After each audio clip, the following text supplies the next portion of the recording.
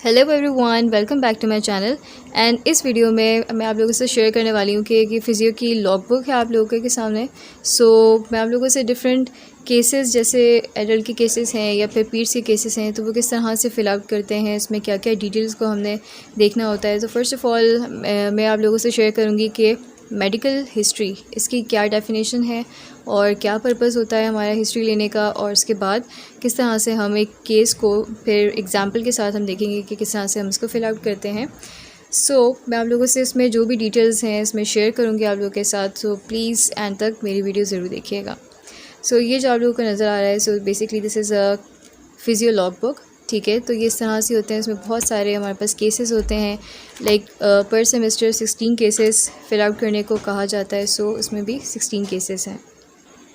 Alright guys, तो इस तरह का ये कुछ फॉर्म होता है हमारे पास। इसमें 16 केसेस प्रिंट आउट करवाए हुए हैं और यहाँ से लाइक ये स्टार्ट हो जाता है हमारे पास, और फिर बहुत सारे केसेस हैं इसके अंदर। एंड इट्स लाइक कि ये 3 से लेके 9 तक ये एक केस है हमारे पास, और फिर इसके बाद ये डिफरेंट हमारे पास हिस्ट्री फॉर्म्स हैं। Here you can see, this is how the physio log book looks like. अब हम डिस्कस करते हैं किसी एक फॉर्म को। ठीक है, सारे फॉर्म्स इसमें एक जैसे ही हैं और थोड़ी बहुत इसमें डिटेल्स डेफिनेटली वेरी करती हैं अगर पीड्स और एडल्ट के फॉर्म्स, अगर हम एडल्ट की हिस्ट्री फिल आउट कर रहे होते हैं तो। फर्स्ट ऑफ़ ऑल हम बेसिक से स्टार्ट करते हैं। तो हमारे पास क्या होती है medical history. Medical history is basically taken so that we can get information by asking relevant questions. ठीक है, और ये जो क्वेश्चंस होते हैं ये कौन आस्क करता है, कौन पूछता है, तो क्लिनिशियंस जो होते हैं या कोई फिजिशियंस हैं तो वो हमारे पास ये क्वेश्चंस पूछते हैं, और जिस तरह से फिर इंफॉर्मेशन हमें मिलती है पेशेंट से या उनके केयर गिवर से। तो अब हिस्ट्री का पर्पस क्या होता है, हम हिस्ट्री क्यों लेते हैं। बेसिकली हम हिस्ट्री लेते हैं ताकि हमें स्टेट ऑफ हेल्थ पेशेंट की पता चल सके कि पेशेंट किस प्रॉब्लम के साथ आया है हमारे पास, और उस प्रॉब्लम से फिर अब हम उस इन्फॉर्मेशन से क्या करते हैं कि हम डायग्नोसिस को फॉर्मुलेट करते हैं, और फिर इस डायग्नोसिस से जब हमें डायग्नोसिस पता चल जाएगी तो डेफिनेटली हम पेशेंट को मेडिकल केयर प्रोवाइड कर सकते हैं। तो मोस्ट इंपॉर्टेंट पार्ट अगर हम बात करें मेडिकल हिस्ट्री में तो उसमें कौन सा होता है, कौन से क्वेश्चन सबसे ज़्यादा इंपॉर्टेंट होते हैं। History of presenting complain most important part play करता है हमारे पास हिस्ट्री के अंदर, क्योंकि अगर हमें उसकी पूरी हिस्ट्री पता होगी कि वो जिस प्रॉब्लम के साथ आया है वो किस तरह से स्टार्ट हुई, कैसे कैसे वो प्रोग्रेस करी, तो हमें क्या होगा कि हम इसको ईज़िली आइडेंटिफाई कर सकते हैं कि पेशेंट की डायग्नोसिस क्या है। तो वो हमें बेसिकली पॉइंट आउट करी होती है पेशेंट की डायग्नोसिस की तरफ, उसकी प्रोग्नोसिस के बारे में हमें आइडिया हो सकता है। क्लिनिशियंस को चाहिए कि वो अपना ज़्यादातर टाइम किस में स्पेंड करें, इस पार्ट के ऊपर कि हिस्ट्री ऑफ प्रेजेंटिंग कंप्लेन वो पूछें पेशेंट से। और इसके अंदर हमारे पास basically series of open and closed questions होते हैं जो कि फिजिशियंस या क्लिनिशियंस जो हैं वो पूछते हैं पेशेंट से, और फिर इसके बाद उनको हिस्ट्री का पता चलता है। अब हम स्टार्ट करते हैं फ्रॉम वेरी बिगिनिंग, और इसमें हम जो पार्ट डिस्कस करेंगे उसकी हम सिग्निफिकेंस को भी डिस्कस करेंगे। डेमोग्राफिक सबसे पहले क्या है। वेरी स्टार्ट है हमारे पास इसका, तो उसमें ये है कि केस नंबर। तो हमें केस नंबर, फॉर एग्जांपल ये फर्स्ट केस है तो मैं I would mention 1। And then category में हमारे पास वो इंडोर पेशेंट्स हैं या आउटडोर हैं। इंडोर मतलब होता है कि अगर पेशेंट एडमिट हुआ है वी वुड मेंशन इंडोर, और अगर पेशेंट जैसे कि ओपीडी में आता है कि जस्ट वो आके चेकअप कराएगा और फिर वो चला जाता है तो उसको हम बोलते हैं आउटडोर पेशेंट्स। ठीक है, तो हम इसकी जैसे भी हम जिस पेशेंट को वैलिड कर रहे हैं या जिसकी हम हिस्ट्री ले रहे हैं तो उसके अकॉर्डिंग हम यहाँ पे मेंशन कर देंगे, और उसके बाद फिर जिस डेट को आप हिस्ट्री ले रहे हैं। ठीक है, इसके बाद डेमोग्राफिक्स में अब सबसे पहले नेम की सिग्निफिकेंस क्या होती है। नेम हमें बताता है पेशेंट का कोड, उसकी आइडेंटिफिकेशन में ईज़ प्रोवाइड कर सकता है। जैसे कि हमें पता है कि पेशेंट्स के नाम के साथ क्या होता है, हमारे पास जो सेकंड नेम होता है वो फादर का नेम भी हो सकता है, हस्बैंड का नेम हो सकता है, तो इस तरह से ये पेशेंट को आइडेंटिफाई करने में हेल्प आउट कर सकता है। नेम की एक और सिग्निफिकेंस भी होती है, वो ये होती है कि लाइक अगर छोटे बच्चे हैं तो हम अगर उनको उनके नेम से बुलाते हैं तो उससे क्या होगा कि पेशेंट की कंफर्ट हम गेट कर सकते हैं। ठीक है, यानी पेशेंट जो है वो ज़्यादा कंफर्टेबल होता है अगर हम पेशेंट को उसके नेम से एड्रेस करते हैं। लेकिन अब जैसे ओल्ड पीपल हैं या ओल्ड लेडी हैं तो आप उनको मिसेस के नाम से मिसेस आप लोग कह सकते हैं, अगर उनका नेम डेफिनेटली अगर आप मेंशन नहीं करते तो मिसेस से भी वो कंफर्टेबल फील करेंगी। ये नेम की सिग्निफिकेंस हमने देखी। एंड देन अब हम देखते हैं एज। तो एज में बेसिकली हम एज से क्या डिटर्मिन करते हैं कि ट्रीटमेंट सेशंस हमें कितने देने हैं, तो एज़ यू नो कि हमारे पास डिफरेंट एजेस में भी ये होता है कि लाइक छोटे हैं तो उनका डिफरेंट ट्रीटमेंट सेशन होगा, उनका टाइम स्पैन भी मुख्तलिफ होता है एज़ कम्पेयर टू ओल्ड या एल्डरली पेशेंट्स के अंदर। फिर इसके बाद ये है कि अब जैसे कि कुछ कंडीशंस होती हैं तो हम उनको डिटर्मिन कर सकते हैं कि वो कंजेनिटल हैं या कब प्रेजेंट करती हैं, तो उसके अकॉर्डिंग हम बता सकते हैं कि ये लेटर इन लाइफ हुई हैं या कंजेनिटल हैं। जैसे कि अगर वो बाय बर्थ अगर पेशेंट प्रेजेंट करता है, ठीक है, अगर बाय बर्थ अगर किसी को कोई प्रॉब्लम होगी तो हम कह सकते हैं कि ये कंजेनिटल प्रॉब्लम है, ठीक है। और फिर इसके बाद और मज़ीद सिग्निफिकेंस क्या होती है एज की, जैसे कि अगर कोई कंडीशन, फॉर एग्जांपल अगर हम ऑस्टियोपोरोसिस की एग्जांपल ले लेते हैं, ठीक है, तो ऑस्टियोपोरोसिस ऐसे नो कि हमारे पास लेट एजेस में ही होता है, ठीक है, एल्डरली पीपल के अंदर होता है। और अगर हम हीमोफीलिया की बात करते हैं तो वो होता है अर्ली चाइल्डहुड में और एडोलेसेंस के अंदर होता है, लाइक 16 to 20 ईयर्स के अंदर हमारे पास बहुत कॉमन है। और एसीएम ट्यूमर जो है वो चिल्ड्रन में ज़्यादा होता है। ओके, फिर इसके ये नेम हो गया, हमने डिस्कस कर लिया एज के बारे में। नाउ अब हम जेंडर को डिस्कस करते हैं। सो अब जेंडर भी डेफिनेटली हमारे पास बहुत ज़्यादा इसकी सिग्निफिकेंस है। कुछ कंडीशंस किसी स्पेसिफिक जेंडर में डेफिनेटली ज़्यादा कॉमन होती हैं। फॉर एग्जांपल अगर हम हार्ट कंडीशंस की बात करें, हार्ट प्रॉब्लम्स की बात करें तो वो मेल में ज़्यादा कॉमन होती है। और अगर हम कैंसर्स वगैरह की बात करते हैं तो वो फीमेल्स में ज़्यादा कॉमन होती हैं, ठीक है। फिर इस तरह से हमारे पास अगर हम थ्रेशोल्ड की बात करते हैं और टॉलरेंस की बात करते हैं, इंड्योरेंस की बात करते हैं, तो वो मेल्स में ज़्यादा होता है एज़ कम्पेयर टू फीमेल्स। फिर इसके बाद हमारे पास मैरिटल स्टेटस आ जाता है, तो ये भी हमें मेंशन करना होता है इसके अंदर। फिर इसके बाद लैंग्वेज है, तो पेशेंट किस लैंग्वेज में बात कर रहा है, ठीक है, उसकी मदर लैंग्वेज क्या है।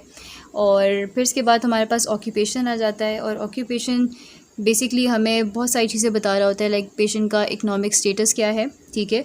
इससे हमें पता चल जाता है कि हमने किस तरह की हम इसको ट्रीटमेंट एडवाइस कर सकते हैं। तो बहुत एक्सपेंसिव वाली ट्रीटमेंट वो अफोर्ड कर सकता है पेशेंट या नहीं, ठीक है। तो इसके तो ऑक्यूपेशन से हमें बेसिकली ट्रीटमेंट को भी सजेस्ट करने में ईज़ मिल जाती है।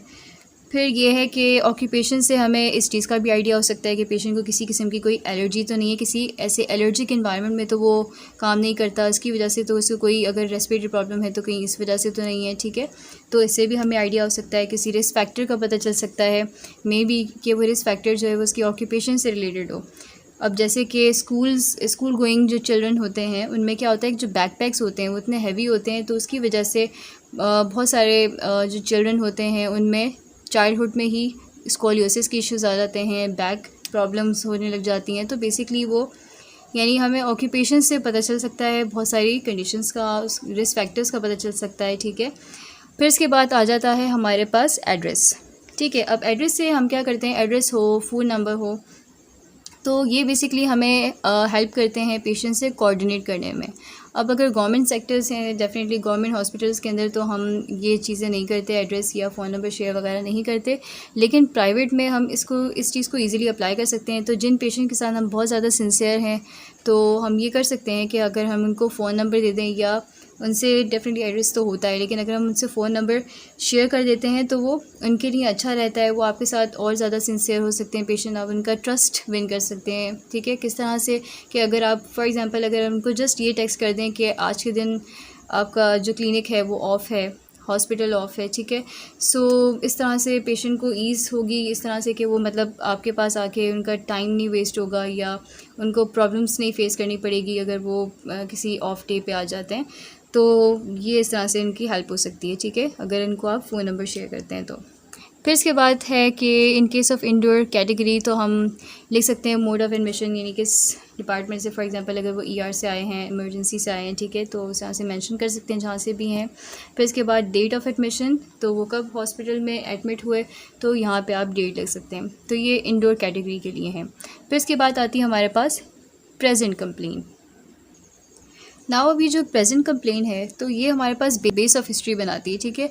तो यानी आपके पास जो पेशेंट उस टाइम पे जब आपके पास आया है तो उस टाइम पे उसको क्या क्या प्रॉब्लम्स हैं तो वो यहाँ पे आपने इसको मेंशन करना होता है। अगर पेन है तो आप पेन मेंशन करेंगे, कोई स्वेलिंग है तो वो लिख देंगे, फीवर है, जो भी उसी टाइम पे जब वो आपको हिस्ट्री दे रहा है तो उस पर क्या, उस वक्त क्या प्रेजेंट है उस पेशेंट के अंदर, उस वक्त कौन कौन सी कंप्लेंट्स हैं, तो वो यहाँ पे आपने मेंशन करनी होती है, ठीक है। तो इससे ये फ़ायदा होता है हमारे पास कि प्रेजेंटिंग कंप्लेंट से डेफिनेटली आप इससे भी आप डायग्नोसिस तक पहुँच सकते हैं। फिर इसके बाद हिस्ट्री ऑफ प्रेजेंटिंग कंप्लेंट्स, तो मैंने आपसे शुरू में भी स्टार्टिंग में भी डिस्कस किया था कि इसकी बहुत ज़्यादा सिग्निफिकेंस होती है, तो आपको उस पर ज़्यादा टाइम देना चाहिए। डिफरेंट आप questions, open ended ended questions आप डिफरेंट पूछ सकते हैं पेशेंट से, तो उस तरह से आपको आइडिया हो जाएगा कि पेशेंट की डायग्नोसिस क्या है, किस तरफ वो उसकी डायग्नोसिस लीड कर रही है। ठीक है, सो दोनों की सिग्निफिकेंस बहुत ज़्यादा है, प्रेजेंट कंप्लेंट की भी और हिस्ट्री ऑफ प्रेजेंटिंग कंप्लेंट की भी। ठीक है, अब अगर पेशेंट को प्रॉब्लम है पेन की, ठीक है, तो फिर हमने ये सारा सेक्शन फिल आउट करना होता है, जिसके अंदर हमारे पास सबसे पहले है ऑनसेट, तो पेशेंट को किस तरह से स्टार्ट हुआ। ठीक है, अगर वो आहिस्ता आहिस्ता स्टार्ट होता है तो उसको हम कहेंगे कि ग्रेजुअल ऑनसेट है। ठीक है, लेकिन अगर अचानक से स्टार्ट हो जाता है पेशेंट को पेन, तो उसको हम कहेंगे कि सडन ऑनसेट है। ठीक है, फिर इसके बाद फ्रीक्वेंसी के पेशेंट को वो पूरे दिन के अंदर अगर हम देखें 24 आवर्स के अंदर, तो वो कब कब पेन उसको रहता है। अगर फुल 24 आवर में अगर उसको पेन है, किसी टाइम पे भी उसको रिलीफ नहीं मिला, तो आप वो ऐसे पूछ सकते हैं कि आपको नींद प्रॉपर आई या नहीं। तो कुछ पेशेंट होते हैं कि कहते हैं कि बहुत ज़्यादा मुस्तकिल पेन है। ठीक है, लेकिन अगर उनसे हम पूछते हैं कि आपको नींद आई है, रात भर सही आप सो गए थे, तो वो बताते हैं कि हाँ भाई हमें नींद तो हमारी पूरी हो गई थी, लेकिन फिर पूरा दिन हमें दर्द भी रहता है। तो उससे आप आइडिया लगा सकते हैं कि अगर नींद उनकी पूरी हो गई तो इट मीन्स कि डेफिनेटली पेन कांस्टेंट नहीं है, तो उनका पेन इंटरमिटेंट है। ठीक है, तो अगर पेन ऑफ एंड ऑन चल रहा है तो इट मीन्स के इंटरमिटेंट है, लेकिन अगर पेन कॉन्स्टेंटली प्रेजेंट है तो you are going to mention constant here. फिर नेचर ऑफ पेन, तो डिफरेंट टाइप्स के पेन होते हैं हमारे पास। अब मैं आप लोगों के साथ डिस्कस करती हूँ कि हर एक की क्या डेफिनेशन है और ये किस तरह के पेन होते हैं। ऑलराइट, सो जो फर्स्ट टाइप ऑफ पेन है हमारे पास, that is the aching pain. Aching pain वो होता है जो कि हमारे पास किसी लोकलाइज्ड एरिया में कॉन्स्टेंटली प्रेजेंट है। ठीक है, कंटिन्यूसली प्रेजेंट है, लेकिन वो बहुत माइल्ड और मॉडरेट लेवल का है, तो that is refer to as a aching pain. ठीक है, फिर इसके बाद हमारे पास आता है बर्निंग पेन। बर्निंग पेन जैसे एक न्यूरोजेनिक पेन होता है, ठीक है, बर्निंग टाइप का पेन होगा वो। और इसके बाद होता है हमारे पास क्रैम्पिंग पेन। क्रैम्पिंग होता है जो कि sudden painful tightening of a muscle की वजह से हमारे पास स्टार्ट जाता है। जैसे कि अगर बहुत ज़्यादा हम एक्सरसाइज करते हैं तो जो पेन स्टार्ट होता है तो वो क्रैम्पिंग टाइप का पेन होता है। शार्प पेन जैसे हमारे पास वो टूथ पेन होता है। ठीक है, तो टूथ पेन इसी तरह का होता है ना, बहुत शार्प, जैसे कि एक नर्व का पेन होता है, तो उस पेन को हम कह सकते हैं कि ये शार्प पेन है। ठीक है, फिर इसके बाद डल पेन। अगर हम डल पेन की बात करते हैं तो ये बहुत लाइट सा पेन होता है। ठीक है, लो लेवल का होता है, जो कि बहुत लॉन्ग टाइम के लिए प्रेजेंट होता है, लेकिन इसमें ये होता है कि इसकी जो इंटेंसिटी है, अगर हम उस जगह पे प्रेशर अप्लाई करेंगे तो उसकी इंटेंसिटी बढ़ जाती है। यही डिफरेंस होता है एकिंग का और डल पेन का, कि एकिंग में वो कंटिन्यूसली प्रेजेंट होगा जो माइल्ड सा पेन है, लेकिन अगर हम उसके ऊपर प्रेस करेंगे, प्रेशर अप्लाई करेंगे उस एरिया पे, तो वो पेन इंक्रीज़ नहीं होता, लेकिन डल में इसकी इंटेंसिटी इंक्रीज़ कर जाएगी। ठीक है, उसके बाद हमारे पास होता है कांस्टेंट पेन। ठीक है, सो कांस्टेंट पेन होता है हमारे पास जो कि मुस्तकिल प्रेजेंट होगा, जैसे कि हमारे पास बोन पेन होता है। फिर इसके बाद थ्रॉबिंग भी एक कैटेगरी होती है। थ्रॉबिंग पेन होता है कि हमारे पास जो ऑफ एंड ऑन पेन होता है, जो आता है जाता है, इस तरह से पेन्स होते हैं हमारे पास। ओके, फिर इसके बाद हमारे पास और फर्दर टाइप्स आ सकती हैं, जैसे कि radiating pain and non radiating pain. ठीक है, रेडिएटिंग पेन वो होता है कि अगर हमारे पास एक रीजन में पेन था और उसके बाद वहाँ से वो करते करते किसी और रीजन में पहुँच गया, इस तरह के पेन को हम बोलते हैं रेडिएटिंग पेन। ठीक है, अगर हमारे पास वो पेन रेडिएट नहीं कर रहा, मतलब वो पेन जहाँ पे था वहीं पर है, वहाँ से ना ज़्यादा हो रहा है उसका एरिया पेन का और ना ही वो उस एरिया से कहीं और चला गया। ठीक है, सो उसको हम बोलते हैं नॉन रेडिएटिंग पेन। फिर इसके अंदर हमारे पास पेन के लिए दो फैक्टर्स आ जाते हैं जो हम मेंशन करते हैं कि एग्रीवेटिंग फैक्टर, यानी कौन सी चीज़ें, कौन से फैक्टर्स ऐसे हैं जिसकी वजह से वो पेन बढ़ जाता है। फॉर एग्जांपल कुछ लोग कहते हैं कि मूवमेंट की वजह से उनका दर्द बढ़ जाता है, तो आप वहाँ पे उस फैक्टर को यहाँ मेंशन करेंगे। ठीक है, फिर रिलीविंग फैक्टर में हमारे पास कि किस चीज़ से, कौन से ऐसे फैक्टर हैं जिससे पेन रिलीव हो रहा है, ठीक हो रहा है, कम हो रहा है। ठीक है, जैसे कि लोग मेडिकेशंस बताते हैं या कोई मोडालिटी है जिसको अप्लाई किया या फिर रेस्ट करने से, तो वो यहाँ पे आप जो भी फैक्टर है जिसकी वजह से पेशेंट को लगता है कि उसका पेन कम हो जाता है, तो आप यहाँ पे मेंशन कर देंगे। ठीक है, और फिर जैसे यूजुअली हमारे पास मस्कुलोस्केलेटल पेन होते हैं, वो रेस्ट के साथ रिलीव हो जाते हैं। ठीक है, और बोन पेन्स क्या होते हैं कि वो हमारे पास इतने आराम से रिलीव नहीं होते अगर हम रेस्ट करते हैं। तो इस तरह के भी मतलब पेन को आप माइंड में रखेंगे कि पेशेंट को किस टाइप का पेन है। ठीक है, फिर उसके बाद हमारे पास पेन की इंटेंसिटी आ जाती है, जिसमें न्यूमेरिकल पेन रेटिंग स्केल होता है NPRS, जिसमें हमारे पास 0 to 10 रेट्स होते हैं। ठीक है, जिसमें हमें पेशेंट को फिर हम कह देते हैं कि आपको 0 से 10 के दरमियान कहाँ तक पेन हो रहा है, जिसमें 0 का मतलब होता है कि ज़ीरो पेन यानी कोई पेन नहीं है, और 10 का मतलब है सिवियर के अनबेरेबल पेन है। ठीक है, तो पेशेंट वो आपको बता देगा and you have to mention here. And ज़्यादातर पेशेंट्स ये होते हैं कि बहुत ज़्यादा ही अपने पेन को बता देते हैं, तो लाइक चाहे वो मेल्स हो या फीमेल्स हो, तो वो एग्जैजरेट करके अपने पेन के सेंसेशंस को रेट करते हैं। तो ऐसी सिचुएशन में आपको चाहिए कि आप उससे 2-3 रेट्स जो हैं वो कम करके लगाएं। फॉर एग्जांपल कोई अगर कहता है कि उसको 7 है, ठीक है, 7 का रेट बताता है, तो आप उससे कम कर लें तो 5 मेंशन कर दें, या फिर आप लोग मेंशन कर सकते हैं 4, ठीक है, क्योंकि ज़्यादातर लोग क्या होते हैं कि अपने पेन को बहुत एग्जैजरेट करते हैं, ठीक है। फिर इसके बाद हमारे पास एसोसिएटेड सिम्टम्स क्या हैं, तो आप वो भी मेंशन कर सकते हैं पेन के साथ साथ उनको और क्या फ़ील हो रहा है, ठीक है। तो कोई पैरेस्थीसिया है यानी पिंस नीडल सेंसेशन है, या कुछ और कोई भी एबनॉर्मल सेंसेशन फ़ील हो रही है, तो यहाँ पे आप मेंशन कर देंगे। फिर इसके बाद आती है past medical history. Okay, so past medical history में हमारे पास surgical history and medical history दोनों चीज़ें आ जाती हैं। अब अगर मैं सबसे पहले डिस्कस करने वाली हूँ आप लोगों के साथ कि मेडिकल हिस्ट्री का क्या रोल होता है। पास्ट मेडिकल हिस्ट्री में बेसिकली फॉर एग्जांपल कि अगर एक पेशेंट है जिसको कोई ऐसी प्रॉब्लम है जिसमें मुझे हीटिंग मोडालिटी अप्लाई करनी है, और अगर वो मुझे दे देता है अपनी पास्ट मेडिकल हिस्ट्री कि मुझे पहले हाइपरटेंशन था, ठीक है। सो अब ऐसे पेशेंट में जिसको हाइपरटेंशन है, तो मैं हीटिंग मोडालिटी ऐसे डायरेक्टली अप्लाई नहीं करूँगी। मुझे क्या करना पड़ेगा, फ़र्स्ट ऑफ़ ऑल मैं I would ask the patient कि आप ट्रीटमेंट से पहले 1 गिलास पानी पी लें, उसके बाद फिर मैं उसके ऊपर हीटिंग मोडालिटी अप्लाई करूँगी, ठीक है। सो इस तरह से हम इसकी बेसिस पे डिटर्मिन करते हैं कि किस तरह से हमें ट्रीटमेंट को अप्लाई करना चाहिए, ठीक है, कि पेशेंट को कोई ऐसी सिवियर कोई प्रॉब्लम तो नहीं है, कोई ऐसी पास्ट मेडिकल हिस्ट्री तो नहीं है जिसमें हमारे पास वो ट्रीटमेंट कोई कॉन्ट्राइंडिकेटेड हो या फिर हमें किसी प्रिकॉशन के साथ अप्लाई करनी हो। फिर इसके बाद जैसे कि पास्ट सर्जिकल हिस्ट्री की अगर हम एग्जांपल की बात करें, तो फॉर एग्जांपल अगर नेलिंग या प्लेटिंग अगर हुई हुई है इसकी फ्रैक्चर के बाद, सो इसके अंदर हम इंफ्रारेड थेरेपी अप्लाई नहीं करेंगे, क्योंकि इसमें कि कॉन्ट्राइंडिकेटेड होती है, सही है। फिर इसके बाद हमारे पास जैसे कि अगर कोई सर्जरी हुई और इसमें एब्डोमिनल सर्जरी होती है फॉर एग्जांपल, तो उसकी वजह से कॉन्ट्रैक्चर्स बन जाते हैं, और फिर उस कॉन्ट्रैक्चर की वजह से कोई हिप की प्रॉब्लम, हिप के इश्यूज़ हो सकते हैं, तो ये हमें डायग्नोसिस में हेल्प आउट कर सकता है। तो इसलिए हमारे पास ये पास्ट मेडिकल हिस्ट्रीज़ इंपॉर्टेंट होती हैं। ओके, देन हमारे पास आता है मेडिकेशन एंड ट्रीटमेंट हिस्ट्री का सेक्शन। तो उसमें आपने जस्ट मेडिसिन के जो क्लासेस हैं, मेन क्लास कौन सी है जो जिसकी वो ले रहे हैं ड्रग, तो आपने जस्ट वो मेंशन करनी है, उसका नेम ब्रांड मेंशन करने की ज़रूरत नहीं है। फॉर एग्जांपल अगर पेशेंट मसल रिलैक्सेंट्स ले रहा है, तो आप लोग मसल रिलैक्सेंट्स जस्ट मेंशन करेंगे, ठीक है, आपने किसी इसका स्पेसिफिक नेम नहीं मेंशन करना।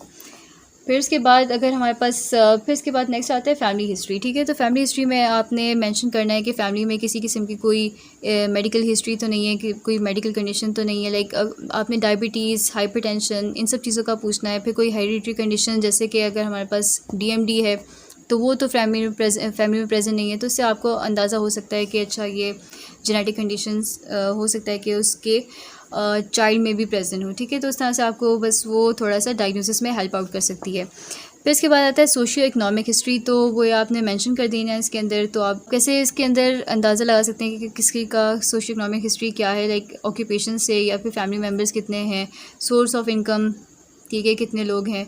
तो इस तरह से आपको पता चल सकता है किसी की सोशियो इकोनॉमिक हिस्ट्री, और किस तरह से आप लोग यहाँ मेंशन करेंगे। So middle class, upper class और लोअर क्लास, इस तरह से आपने मेंशन करना है।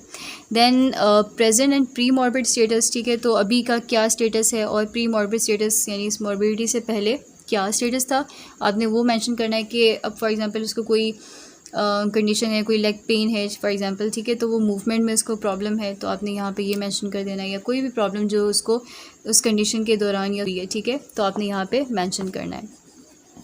फिर इसके बाद ये ग्रोथ एंड डेवलपमेंट हिस्ट्री है। सो ये हमारे पास पीड्स में अप्लाई होता है ये सेक्शन, ठीक है। तो आपने उनका लिखना है कि किस तरह से मतलब उनकी ग्रोथ, फॉर एग्जांपल SVD है वो भी मेंशन करना है आपने। फिर पीड्स का डेवलपमेंट हिस्ट्री, तो उनके डिलेड मोटर माइलस्टोन्स तो नहीं है वो मेंशन करना है, और किस किस तरह के कौन से माइलस्टोन्स में डिले आया है, ठीक है, तो वो यहाँ पे मेंशन करेंगे आप। तो वो पीड्स के अकॉर्डिंग आपने ये फिल आउट करना होगा। फिर इसके बाद सिस्टम्स रिव्यू में आपने जस्ट बेसिक सा जनरल सा आपने जिसको फिल आउट करना है कि मस्कुलोस्केलेटल सिस्टम में आप लोग देख लेंगे कि कोई मस्कुलोस्केलेटल कोई पेन तो नहीं है, कोई इस तरह का इशू, कोई वीकनेस, कोई एट्रोफी, वो सब चीज़ें यहाँ पे मेंशन करेंगे। इसका जो आपके पास सर्कमफेरेंस है अगर वो तो कम नहीं है, ठीक है, मसल गिर्ड जो होती है, तो ये आपने मेंशन करना है, जस्ट सुपरफिशियल सा, ठीक है। कार्डियोवैस्कुलर सिस्टम में आप लोगों ने पैल्पिटेशंस देखना है, और कोई मतलब रिदम डिस्टर्ब तो नहीं है, ये सब चीज़ें आपने जो बेसिक सी होती हैं, ठीक है, जस्ट वो पूछेंगे आप लोग। फिर इसके बाद है रेस्पिरेटरी सिस्टम में, तो शॉर्टनेस ऑफ ब्रेथ है, डिस्निया है, ऑर्थोपनिया है, ये सब चीज़ें आप लोग पेशेंट की इवैल्यूएट करेंगे, आप मेंशन करेंगे।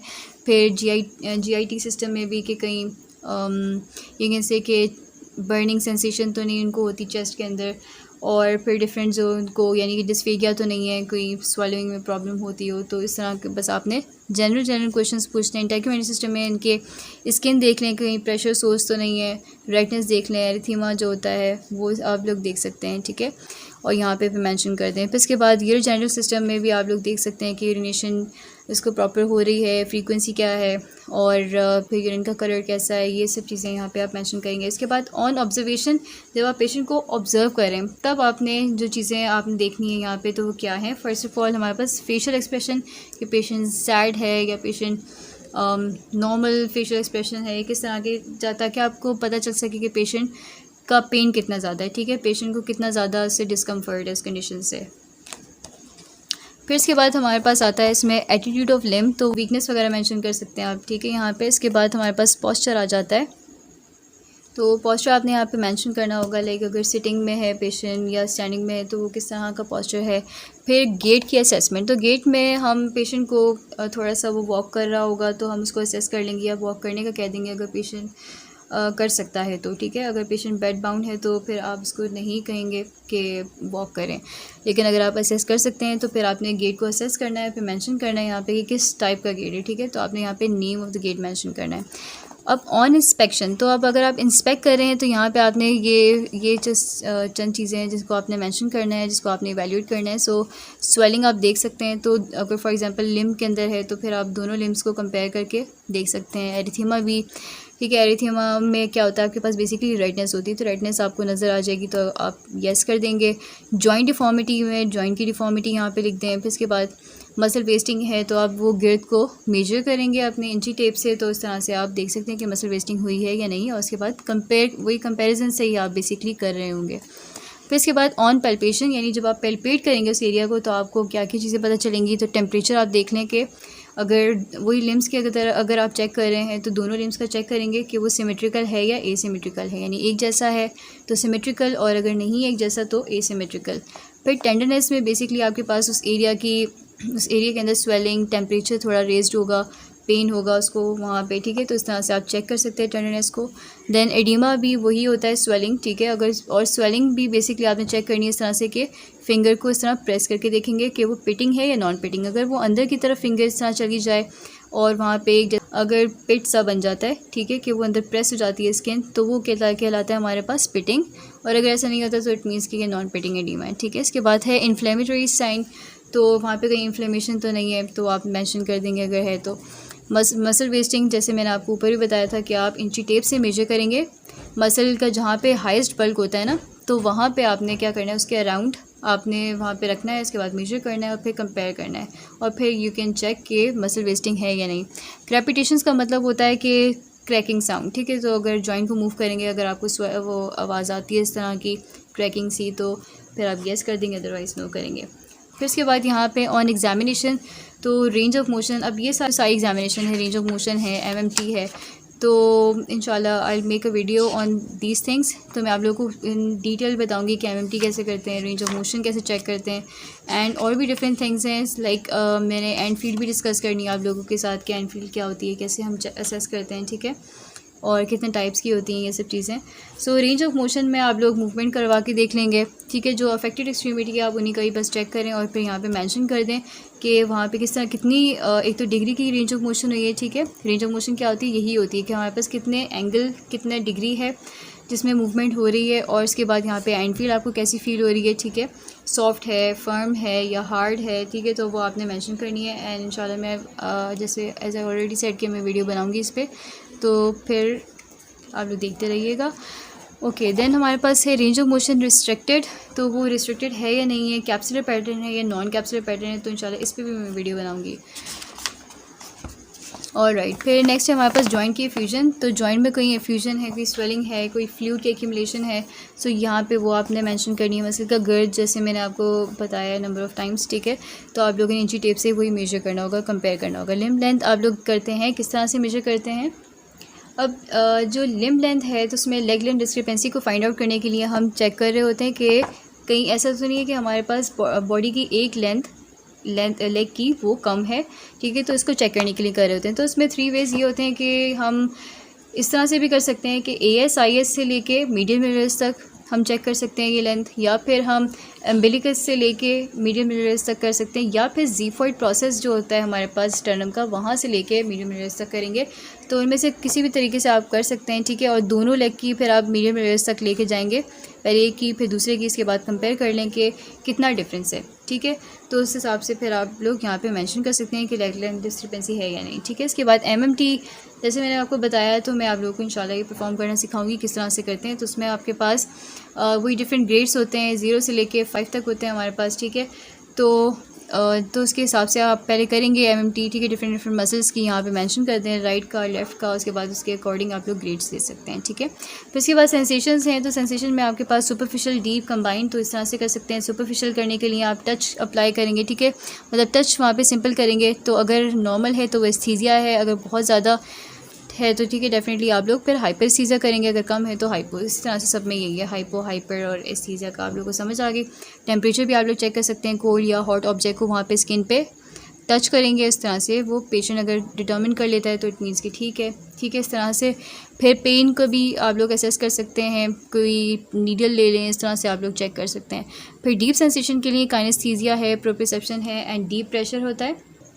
तो आप पेशेंट की फॉर एग्जांपल अगर हैंड है तो आप फिंगर को अप एंड डाउन करके पूछ सकते हैं कि फिंगर इस टाइम पे अप है या डाउन है। तो इस तरह से पेशेंट ने अगर बता दिया वो राइट पोजीशन है, तो फिर आप इस तरह से इनको काइनेस्थीसिया एंड प्रोप्रियोसेप्शन को चेक कर सकते हैं, ठीक है, कि स्पेस में किसी बॉडी पार्ट की क्या पोजीशन है, तो वो प्रोप्रियोसेप्शन बताती है। फिर इसके बाद स्पेस में मूवमेंट किस तरह से हो रही है, और ये दोनों चीज़ें हम आइज़ क्लोज करके करवाते हैं, ठीक है। और मूवमेंट कैसी हो रही है, किस डायरेक्शन में हो रही है, तो वो अगर पेशेंट डिटर्मिन करता है कि जॉइंट पे क्या मूवमेंट है, कौन से जॉइंट पर है, तो दैट इज़ बेसिकली द काइनेस्थीसिया, ठीक है। फिर इसके बाद डीप प्रेशर आता है हमारे पास, तो हम बस डीपली थोड़ा सा प्रेस करके प्रेशर को अप्लाई करेंगे। उसके बाद हम पूछेंगे कि इनको कैसा फील हो रहा है, मतलब डीप प्रेशर फील हो रहा है या नहीं, ठीक है। तो यहाँ पे हम मेंशन कर देंगे। कंबाइंड में आता है स्टीरियोग्नोसिस, ग्राफिस्थीसिया, 2 पॉइंट डिस्क्रिमिनेशन, ठीक है। तो इस स्टीरियोग्नोसिस में बेसिकली हमारे पास होता है कि ऑब्जेक्ट कोई भी हम पेशेंट के हाथ में पकड़ाते हैं, फिर पेशेंट से कहते हैं आप उनको आइज क्लोज करके उस ऑब्जेक्ट को आइडेंटिफाई करें। अगर सही बता दिया तो इट मीन्स के स्टीरियोग्नोसिस है, अगर गलत बताया तो ए स्टीरियोग्नोसिस, ठीक है। और इसके हिसाब से भी हम यहाँ पे जो मेंशन है तो नॉर्मल या इंक्रीज या डिक्रीज। ग्राफिस्थीसिया में ये होता है कि हम पेशेंट को कहते हैं कि आइज क्लोज करें, और फिर इसके बाद हम उनके हैंड्स पे कोई भी अल्फ़ाबेट लिखते हैं, ठीक है, और इसके फिर पेशेंट को आइडेंटिफाई करना होता है। फॉर एग्जांपल मैंने ओ लिखा, तो पेशेंट अगर सही बता देता है तो इट मीन्स के उसकी सेंसेशंस जो हैं वो परफेक्ट हैं। फिर 2 पॉइंट डिस्क्रिमिनेशन में अगर आप बहुत ज़्यादा टाइम नहीं स्पेंड करना चाहें तो just you can take 2 fingers, ठीक है। इस तरह से आपने आइज़ क्लोज किया और फिर इसके बाद पूछ लिया कि कहाँ तक आपको ये 2 ऑब्जेक्ट्स फील होते हैं, कि 2 पॉइंट्स जो है वो टच कर रहे हैं, ठीक है। तो जहाँ पे आके उसको 1 फील होने लग जाए, तो अगर बहुत ज़्यादा डिस्टेंस है और अगर उससे 1 फील होने लग जाता है तो इट मीन्स के वो उसकी सेंसेशन इम्पेयर्ड है। अदरवाइज़ अगर वो करीब जाके अगर उसको वो फील होता है तो उसका एक डिस्टेंस होता है, ठीक है। तो उसके अकॉर्डिंग आप मेंशन करेंगे। फिर डर्मेटोम्स, मायोटोम्स को आप असेस करेंगे कि इसके कहीं पे सेंसेस या फिर कहीं मायोटोम्स यानी मसल का एक्शन कहीं वीक तो नहीं है, ठीक है। तो इसके अकॉर्डिंग आप यहाँ पे मेंशन कर देंगे। Then we have reflexes. So reflexes आप रिफ्लेक्स हैमर से चेक करेंगे, उसके बाद यहाँ पे मेंशन कर देंगे कि कौन से ग्रेड में है। एंड एज यू नो कि यहाँ पे हमारे पास इसके 5 ग्रेड्स होते हैं 0 से 4 तक, ठीक है। 0 का मतलब होता है कि 0 reflexes, 1 means hypo, 2 basically normal होता है, 3 का मतलब होता है हमारे पास कि थोड़ा सा हाइपर, स्लाइट हाइपर, जिसको हम ब्रिस्क बोलते हैं, ठीक है। और 4 में होता है हमारे पास हाइपर रिफ्लेक्सिया विद क्लोनस, ठीक है। तो ये हमारे पास के डिफरेंट ग्रेड्स होते हैं। एंड एज यू नो कि क्लोनस को हम कैसे डिटर्मिन करते हैं, तो अगर फॉर एग्जांपल फुट की हुई भी है, अगर हम करते हैं फॉर एग्जांपल अगर आप इसको फुट ले लें, ठीक है, इसमें अल्टरनेट मोशन कराएंगे, उसमें प्लांटर फ्लेक्शन, डॉर्सिफ्लेक्शन कराएंगे और इसके बाद जाके एकदम से आप इसको छोड़ देंगे। अगर पेशेंट का फुट यूँ मूव करने लग जाए, जर्क्स करने लग जाए, ठीक है, तो उसको हम बोलते हैं कि क्लोनस प्रेजेंट है। अगर फॉर एग्जांपल अगर मैंने ऐसे छोड़ा, वो ऐसे ही रुक गया, ठीक है, तो ये क्या कहलाएगा आपके पास, इसमें क्लोनस एब्सेंट है, ठीक है। और अगर वो जर्क्स के साथ मूव करने लग जाए बार बार, ठीक है, रुके ही नहीं, तो वो कहलाता है कि इसमें क्लोनस है पॉजिटिव। एंड रिफ्लेक्सेस की वीडियो भी मैंने बनाई हुई है, इंशाल्लाह मैं इसको अपलोड कर दूँगी अपने चैनल पे जल्द ही।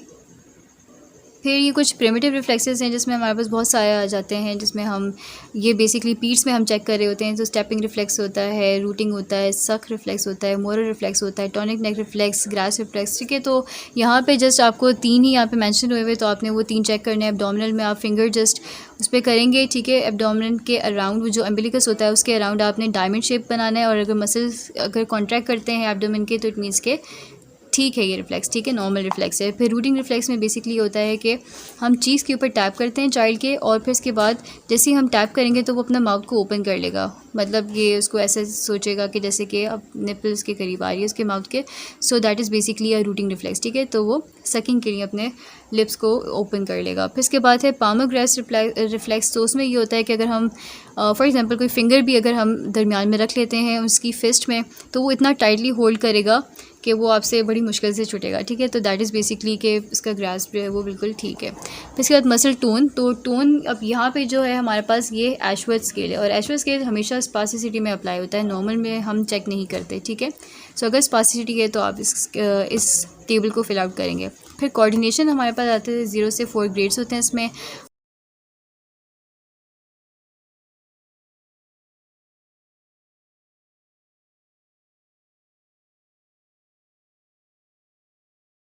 हम चेक करेंगे फिंगर टू नोज़ करके।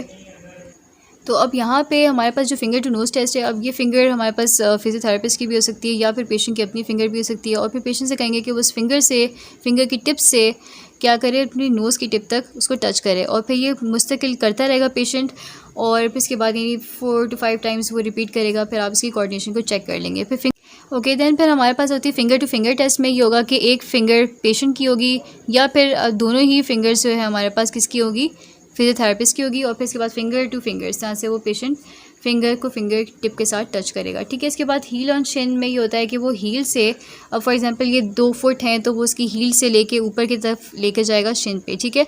तो वो होता है हील टू शिन टेस्ट कहलाएगा, ठीक है। अगर वो कर लेता है 2-3 दफ़ा बिल्कुल ठीक तरीके से तो वो कहलाएगा हील ऑन शिन टेस्ट। फिर ड्राइंग सर्कल्स। तो अगर वो एयर के अंदर, उसे हम कहेंगे कि वो एक बिल्कुल प्रॉपर सा सर्कल ड्रॉ करे, ठीक है। तो जस्ट एक इमेजिनरी सर्कल, तो वो क्या कर, अगर वो सर्कल प्रॉपर ड्रॉ कर लेता है तो इट मीन्स की कोऑर्डिनेशन नॉर्मल है। फिर रीबाउंड फिनोमेना। फिर इसके बाद है हमारे पास इक्विलिब्रियम टेस्ट के और भी डिफरेंट टाइप्स हैं, ठीक है। अब जिस तरह से हमारे पास sitting, weight shifting in all directions, ठीक है, कि वो पहले एक लेग पे अपना वेट शिफ्ट करे, फिर दूसरे, फिर मतलब इस तरह से वो करके अगर वो वेट शिफ्टिंग नॉर्मल हो रही है, इस तरह से नहीं है कि पेन एक साइड पे बढ़ रहा हो या कुछ और प्रॉब्लम है, ठीक है, तो उसका मतलब है कि वो इक्विलिब्रियम नॉर्मल है। फिर इसके बाद मल्टी डायरेक्शनल फंक्शनल रीच के, वहीं पे बैठे बैठे ही वो अपने आर्म्स को डिफरेंट डायरेक्शंस में ले जा सकता है, ठीक है, वो इजीली लिफ्ट कर सकता है अपने हैंड्स को। तो इस तरह से हमारे पास ये भी इसमें इक्विलिब्रियम टेस्ट नॉर्मल होगा। फिर उसके बाद हम स्टैंडिंग में भी चेक कर सकते हैं। तो जैसे आपने ड्रॉमबर्ग्स टेस्ट का नाम सुना होगा, तो उसमें हम यही करते हैं कि पेशेंट स्टैंडिंग पोजीशन में होगा, और हम कैसे स्टार्ट करेंगे, सबसे पहले आइज़ को क्लोज़ करके हम कहते हैं पेशेंट से कि आइज़ क्लोज़ करें, और पाँव कैसे होते हैं, बिल्कुल फीट क्लोज़ होते हैं, ठीक है। और पेशेंट के हम स्वेइंग को चेक करेंगे, और अगर पेशेंट को स्वेज में आ रहा होता है तो हम कहते हैं कि फिर आप आंखें खोल के वो खड़ा होगा, ठीक है, लेकिन वो पाँव उसके करीब ही होंगे। इसके बाद अगर उसमें भी स्वे आता है तो हम कहेंगे कि टांगें थोड़ी सी ओपन करके खड़ा हो, ठीक है, ताकि स्वे बहुत सारे पेशेंट्स में नहीं आता, जबकि वो बाकी दोनों केसेस में पॉजिटिव होता है। वो इस तरह से वो इसलिए होता है बेसिकली क्योंकि जब आप थोड़ी सी फीट को अपार्ट करेंगे तो उससे बैलेंस और के बेस ऑफ सपोर्ट इंक्रीज हो जाती है, तो स्विंग कम हो जाती है, ठीक है। और इसमें भी फिर आगे 2 टाइप्स होती हैं आपके पास, कि सेंसरी अटैक्सिया होता है, मोटर अटैक्सिया होता है। सेंसरी अटैक्सिया अगर आप लोग आइज़ क्लोज़ कर देंगे तो वो कौन सा अटैक्सिया हो जाएगा, सेंसरी अटैक्सिया हो जाएगा, कि अगर आइज़ क्लोज़ करवा के अगर आप चेक कर रहे हैं और स्वेइंग आ रही है, ठीक है, लेकिन अगर आइज़ ओपन है और ओपन आइज़ के साथ अगर स्विंग हो रही है तो फिर ये मोटर अटैक्सिया हो जाएगा, जिसको हम सेरिबेलर अटैक्सिया भी बोलते हैं, ठीक है। तो इस तरह से आपने ये इक्विलिब्रियम चेक कर लिया। फिर इसके बाद आप वॉक कराएंगे फॉरवर्ड, बैकवर्ड्स, साइडवेज, ठीक है, इन सब तरीके से भी हम इसको चेकआउट कर रहे होते हैं। फिर इसके बाद इन्वेस्टिगेशन में अगर जो भी इसने इन्वेस्टिगेशन कराई होगी पेशेंट ने, लाइक एक्सरे कराए हैं, कोई MRI कराए हैं, और किस बॉडी रीजन के कराए हैं, और अगर कोई एबनॉर्मेलिटी है कोई स्पेसिफिक तो आप यहाँ पे मेंशन कर सकते हैं इसके साथ, ठीक है। लाइक अगर ब्लड टेस्ट में अगर फॉर एग्जांपल HB है, वो अगर बहुत लो है तो वो कितनी लो है यहाँ पे आप वो मेंशन कर दें। CT स्कैन कौन सी रीजन का कराया है, उसमें क्या एबनॉर्मेलिटी वो मेंशन कर दें, ठीक है। तो उस तरह से आप कर सकते हैं। फिर असेसमेंट में यहाँ पे आप ओवरऑल जो आपने हिस्ट्री ली है उसमें कौन से जो इंपॉर्टेंट पॉइंट जो आपको डायग्नोसिस के बारे में कंफर्म कर रहे हैं, ठीक है, तो वो इंपॉर्टेंट पॉइंट्स यहाँ पे आप मेंशन कर दें, ठीक है। फिर इसके बाद गोल सेटिंग्स में आपने कुछ गोल्स बताने होते हैं, लाइक शॉर्ट टर्म है तो वो यूजुअली हमारे पास 2 वीक्स तक लास्ट करते हैं, तो आपने इसका यहाँ पे time to achieve short goals, तो वहाँ पे 2 वीक्स लिखना है। फिर इसके बाद कुछ एक्सरसाइजेज और कुछ गोल्स वगैरह यहाँ पे बताने हैं। फॉर एग्जांपल अगर हम शॉर्ट टर्म गोल की बात करते हैं तो ब्रीदिंग एक्सरसाइजेस होती हैं, एक्टिव रेंज ऑफ मोशन है, बेड मोबिलिटी, एंकल पम्प्स, ठीक है। तो ये बेसिक एक्सरसाइजेस होती हैं जो कि हम बेड बाउंड पेशेंट को करवा रहे होते हैं, ठीक है, ताकि उसकी कंडीशन जो है वो ज़्यादा डेटेरेट ना हो जाए। फिर इसके बाद लॉन्ग टर्म गोल्स में अगर हम बात करें तो लॉन्ग टर्म यूजली इसमें जो टाइम रिक्वायर्ड होता है वो मंथ से लेके ईयर्स तक जा सकता है, ठीक है। तो उसमें जो हमारे पास लॉन्ग टर्म गोल्स क्या होते हैं कि पेशेंट को ADLs कराना, ठीक है, एक्टिविटी ऑफ डेली लिविंग, और इसके बाद इंडिपेंडेंट एक्टिविटी और स्ट्रेंथनिंग हो सकती है हमारे पास। तो ये सब मेजर गोल्स होते हैं लॉन्ग टर्म के। और इसके बाद फिर प्लान ऑफ केयर में हमारे पास जो भी अब पेशेंट को ट्रीटमेंट दी जा रही है, ठीक है, तो वो आप मेंशन कर दें कि कौन सी एक्सरसाइज सजेस्ट की गई है उसको, कौन सी जैसे कि कोई एक्टिव रेंज ऑफ मोशन है, पैसिव रेंज ऑफ मोशन है, या फिर कोई लाइक जो व्हीलिंग होती है, फॉर एग्जांपल जो शोल्डर व्हील एक्सरसाइज होती हैं हमारे पास, पुली एक्सरसाइज होती हैं, तो वो इसमें आ सकती हैं, ठीक है। और ये हो गया हमारे पास मैनुअल का और एक्सरसाइज थेरेपी, ठीक है। फिर अब आगे बढ़ते हैं तो हमारे पास होता है जैसे कि अब नेक्स्ट है इलेक्ट्रोथेरेपी। इलेक्ट्रोथेरेपी में फॉर एग्जांपल अब जो भी मोडालिटीज़ को अप्लाई की गई है, ठीक है, जो भी इसके ऊपर हमने लगाई है, ठीक है, तो कौन सी मोडालिटी, जैसे कि SWD आपने मेंशन कर दी, यहाँ पे इंफ्रारेड है वो कर दिया आपने, या जो भी टेंस है उसके अकॉर्डिंग, ठीक है, जो उसकी कंडीशन के अकॉर्डिंग है। फिर होम प्लान में आपने देखना है कि उसको रेंज ऑफ मोशंस लाइक करने को कहा हुआ है, ठीक है, घर में। तो कोई भी जो होम प्लान उसको सजेस्ट किया गया है वो यहाँ पे मेंशन कर दें। कोई प्रिकॉशन है कोई स्पेसिफिक जो कि पेशेंट को कही गई है कि वो ना करें आप, ठीक है, या उसमें एहतियात करें किसी भी चीज़ में, ठीक है, तो आप यहाँ पे प्रिकॉशंस को मेंशन करें। और उसके बाद जो कंडीशन है पेशेंट की, जो डायग्नोसिस है उसकी क्या प्रोग्नोसिस है, ठीक है, और पेशेंट ने जैसे प्रेजेंट किया तो उसके डेफिनेटली एज यू नो कि कंडीशन अगर सेम भी हो तो patient to patient prognosis vary करती है। तो आपने उस पेशेंट के अकॉर्डिंग जो है यहाँ पे प्रोग्नोसिस को मेंशन करना है कि फेयर है, गुड है, पुअर है, जैसे भी यहाँ पे प्रोग्नोसिस को आप मेंशन कर देंगे। सो गाइज़, यहाँ तक आपका ये फॉर्म कंप्लीट हुआ। उसके बाद हमारा नेक्स्ट फॉर्म शुरू हो जाएगा। तो मैंने आप लोगों से, और वो सारी डिटेल्स इसमें सेम है, ठीक है, तो मैंने आपसे ये सारा फॉर्म डिस्कस कर लिया, वो भी बहुत डिटेल के साथ, एक एक बात मैंने आपको बताई है, उसकी क्या सिग्निफिकेंस है, एग्जांपल्स के साथ आपके साथ डिस्कस किया है मैंने, ठीक है।